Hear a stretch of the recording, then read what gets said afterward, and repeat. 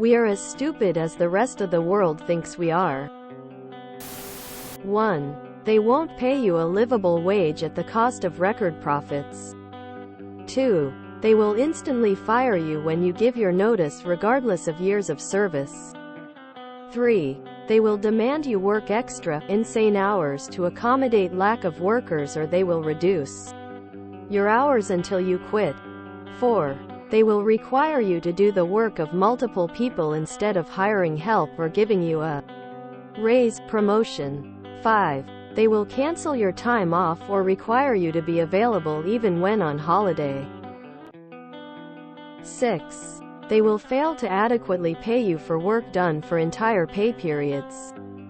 7. They will fire you upon finding out you are looking elsewhere for work. 8. They will hire new employees at a higher salary point than yours regardless of years of service. We know all of this. Nothing has changed. We are over 2 million strong just in here, with a majority of the sub residing in America. What are we going to do about it? Venting online will do nothing but offer you the knowledge that your suffering is widespread and common. Countries across the world have staged walkouts, strikes across industries. What are we going to do? I'm not American, so all I can do is express my opinion. But if American workers want actual change, they are going to need to force it with a general strike. To be successful, they will need a list of tangible demands, nothing vague, and they will need to give themselves time to organize. You are not ready to strike next week. My suggestion for demands: 1. Legally mandated living wage based upon the cost of renting within a 30-minute commute of the workplace, such that no person needs to spend more than 30% of their income on rent. 2. A public health system that is free to the end user, paid through tax revenue. 3. The forgiveness of all student loan debt. 4. All education shall be made free.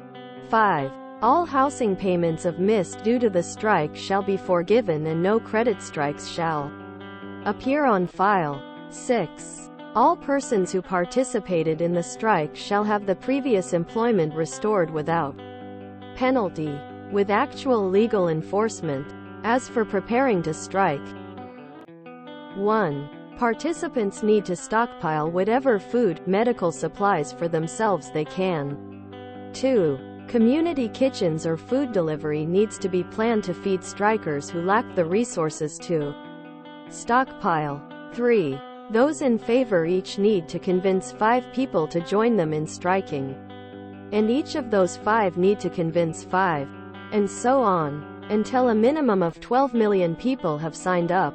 3.5% rule. Only then can you declare a date, which should be the 2nd of the month, so that nobody is even in housing arrears for 30 days.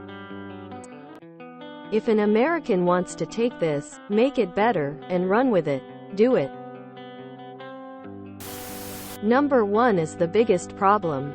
But it also restricts anyone from doing anything because they're living on a knife's edge. Can't afford to lose one day's pay from a strike.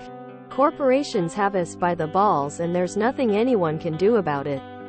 There's no reason fast food workers can't make a living wage with how much profits they make. Reddit is good for agitating and spreading awareness. But you're going to have to then do things offline in most cases. Find a mutual aid group or something similar in your area. Connect with people with similar views in similar circumstances. You have to build organizational power that goes beyond a subreddit. Revolt. IDK, but I keep seeing Americans saying stuff like, we shouldn't let them take our guns or they will exploit us, but in the same time I never see anything changing about people being exploited. You guys are in a complex situation. Half of the problems in this sub are exclusive to the US and some third world countries, from having to stand at work, to impossible work hours, to healthcare linked to work, etc. Not to mention credit scores and gaps in your resume. What we always do, bitch and cower.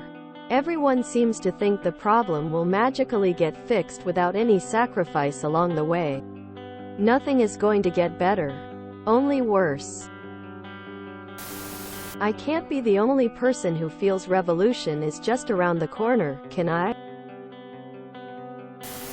During the past year, after starting a brand new job at an entry-level position, receptionist, I have 1. Been given access to confidential employee files and records to file them away for the actual employee who's supposed to do it too.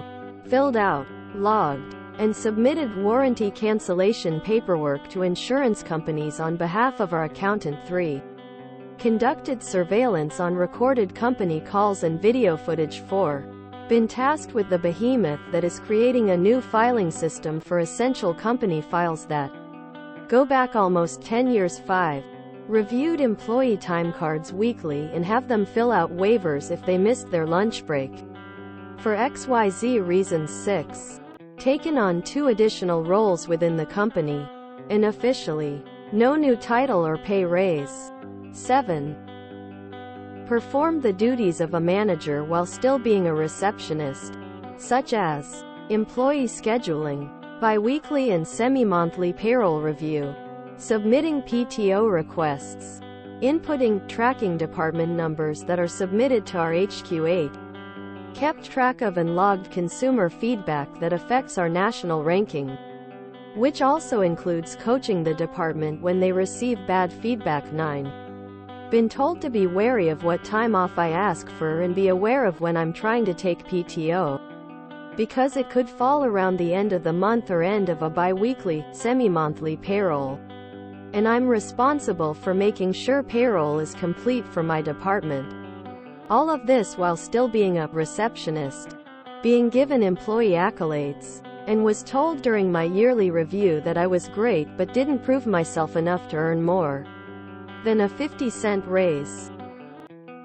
I get temporary monthly bonuses that are conditional, as in I must meet monthly goals in order to receive the bonus in full. That is what they gave me in lieu of a proper raise prior to my yearly review. So some of these points on OP's list hit home a little too hard. So when are we doing this? I've got a bit saved up and can take a week or so off. They do it because they can. They know full well that no one will ever make them change. No one. 9. Guns cause massive deaths every year and don't keep people safer. https://www.hsph harvard.edu/hecrc/firearmsresearch/gun threats and self-defense gun use 2/10. U.S. for-profit healthcare is a nightmare and no other modern country wants it. They tied healthcare to employment to ensure you never quit your job, giving employers extraordinary power over employees. Civil disobedience. Let the system collapse. The reason the government helps with housing in other countries is that people would build houses out of trash otherwise. They don't want that, so they give people houses. If we all disobey, they'll have no choice. What all of this has to do with work? We work because we don't want to be homeless and criminalized for it. But if housing was safer, we would have more power to bargain for better conditions and time to improve our lives. Food and cars are cheap, but housing, especially where the jobs are, isn't. It doesn't even take being organized. Just cheat and break the system as much as you can. Credit scores, IP laws, zoning laws, the formal economy. Take it all down. You know the 12 steps. The first one is to know that you have a problem. Now is time to take the next one. I have literally had all 8 of these things happen to me already, and I'm only 29. Not American. But do you really get these conditions unless you're really unskilled? I have American friends and they make so much more money than me as a Canadian. I consider myself fortunate that in my country, Australia, there's some rules about most things. Isn't great. Cost of living is getting out of hand. But there are rules that if a company crosses them, the slap they get is hard enough that they won't think about it again for quite some time. Rival fuel station used to force people on traineeships to cut their pay and told them to work through breaks. Couple workers caught recordings of their managers telling them toilet breaks were done before work, not during. End result was company was found guilty for unpaid wages for the lunch breaks. And they weren't properly fulfilling their end of the traineeships, so they were forced to backpage for both, and while the actual amount wasn't mentioned, the fine for doing this was large enough to put the company in the red for several years after. The reason is the overwhelming power a corporation has. The power the working class has against them is to simply stop working. I really think there should be a mass strike on Black Friday. It would be the perfect day to make a statement and also really hurt retail corporations since they put a lot of stock on Black Friday sales. Disclaimer: though I don't work in retail, I don't have any good knowledge here. If you enjoyed this video, please check out our playlists full of similar content. Epic Ericast is like doom scrolling for your ears. Please like, share, and subscribe.